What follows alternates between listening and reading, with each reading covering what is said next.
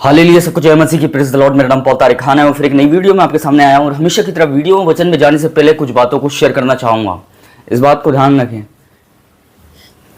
कि एक पवित्र आत्मा से भरी हुई व्यक्ति की पहचान ये होती है कि वो मनुष्य से कम और परमेश्वर से अधिक बात करता है। इस बात को ध्यान रखें। थंबनेल टाइटल देख के समझ गए होंगे किस टॉपिक विषय के बारे में बात कर रहा हूं। और वो टॉपिक, वो विषय है मेरे प्रिय भाइयों कि यीशु मसीह ने क्यों बोला, मेरे प्रिय भाई बहनों, कि शारीरिक धनवान निर्धन है, मेरे प्रिय बहनों।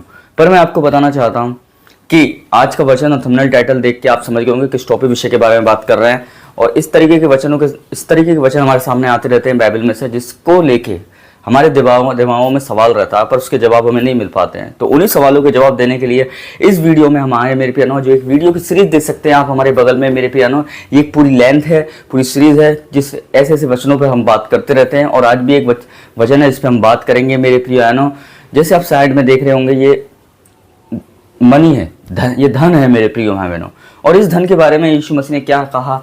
जो शारीरिक धन की इच्छा रखते हैं उनके बारे में परमेश्वर ने क्या बोला, मेरे प्रियानो। जैसे आप स्क्रीन पर देख सकते हैं, ये धन है, मेरे प्रियानो।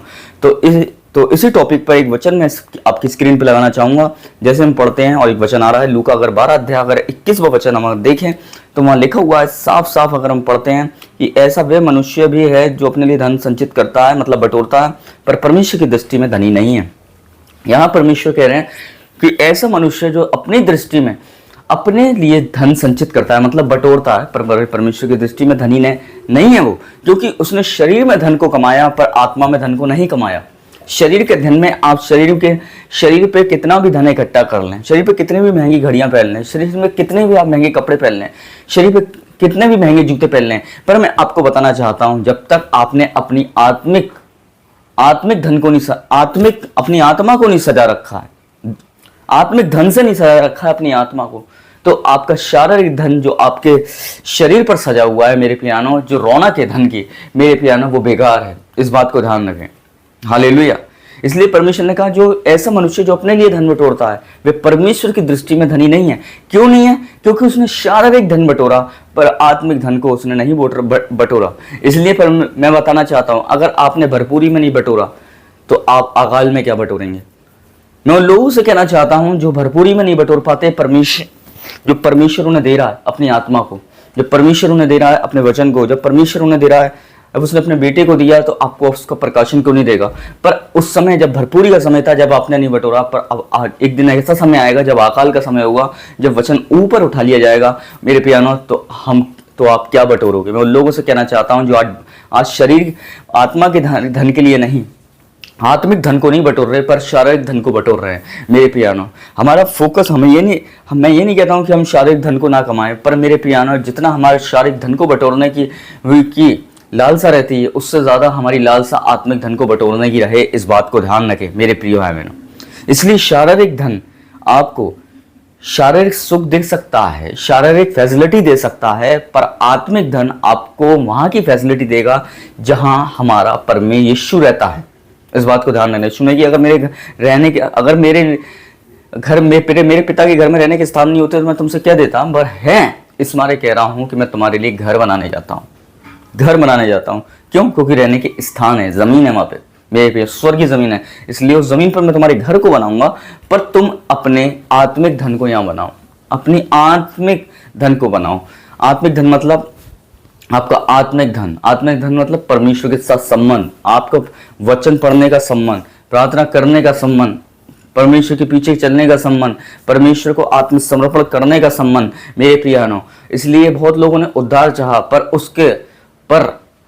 उद्धार तो चाहा पर आज्ञा नहीं चाहिए, अनुग्रह तो चाहा पर मेरे प्रियो आत्मिक समर्पण नहीं चाहा। इसलिए परमेश्वर ये कहना चाहता है अपने वचन में कि शारीरिक धन जो संचित करता है, बटोरता है, तो वो परमेश्वर की दृष्टि में धनी नहीं है।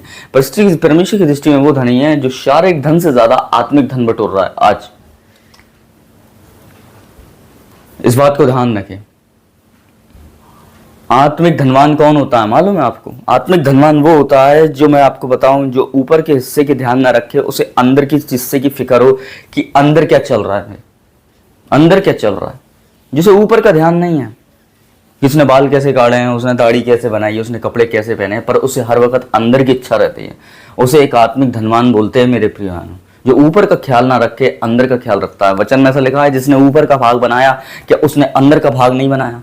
मेरे प्रिय बहनों, उसने अंदर का भी भाग बनाया। मेरे प्रिय बहनों, क्यों बनाया? क्योंकि जितना भाग उसने ऊपर से, जितनी हमारी हड्डियों को चमड़ी से ढका, वैसे ही परमेश्वर हमारी आत्मा को भी अपने आत्मिक धन, अपने वचन से ढकना चाहता है। इस बात को ध्यान रखना। हड्डियों को, अगर हमारे ऊपर हड्डियों पर मांस नहीं होता तो हम कैसे लगते? आप बताइए, कैसे लगते हम? मेरे प्रियानो, अगर इस मांस के ऊपर कपड़े नहीं होते तो हम कैसे लगते? मेरे प्रियानो, आप बताइए। वैसे ही इस आत्मा के ऊपर भी आपके आत्मिक धन के कपड़े होने चाहिए।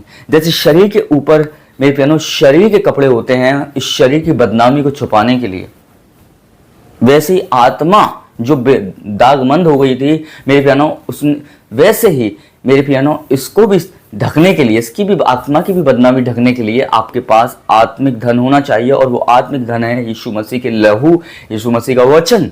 जब आप इसे पहनते हैं, शरीर को तो ढक लिया, पर आत्मा अब भी क्या है? नगन है। आत्मा नगन है, इसलिए आत्मा आज नगन है तो आत्मा के ऊपर कपड़े पहनाओ। आप यीशु मसीह के कपड़े पहनाओ आत्मा को, यीशु मसीह के लहू के कपड़े पहनाओ, यीशु मसीह के वचन के कपड़े पहनाओ। और जब इसे पहनाओगे आप, तो मेरे प्रिय बहनों, इस बात को ध्यान रखना, आपने आत्मिक धन खाली गवाया नहीं है, आपने आत्मिक धन बटोरा है। इसलिए इन परमेश्वर की दृष्टि में वो मनुष्य धनवान है जो खाली शरीर को ही नहीं सजा रहा है, इन दिनों में शरीर को ही नहीं खिला रहा है, शरीर को ही नहीं पिला रहा है, शरीर की चिंता नहीं कर रहा है, पर साथ साथ आत्मा की भी चिंता कर रहा है। मेरे प्यारों, इस बात को ध्यान रखें। जितना आप राइट हैंड को धोते हो नहाते समय, अपने सीधे हाथ को धोते हो कि सीधा हाथ मेरा गंदा है, वैसे ही आप उल्टे हाथ को भी धोते हो। ये नहीं है कि जब आप हाथ धोते हो खाना खाने से पहले तो आप खाली सीधे हाथ को धो लेते हो और उल्टे हाथ को नहीं धोते हो।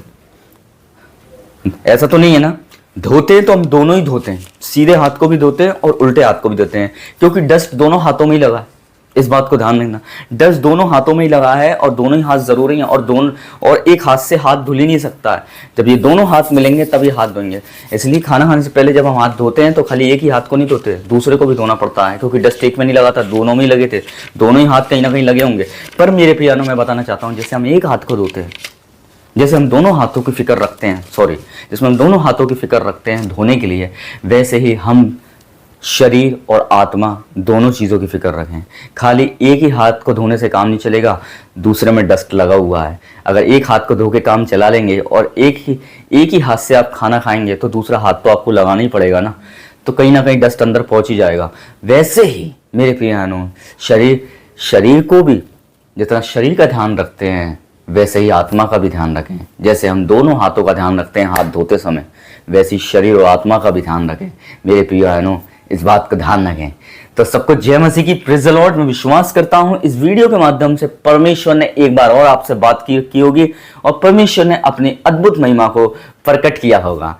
तो जय मसीह की। फिर एक नई वीडियो में बहुत जल्दी मिलेंगे। खुदा आपको बरकत दे। जय मसीह की।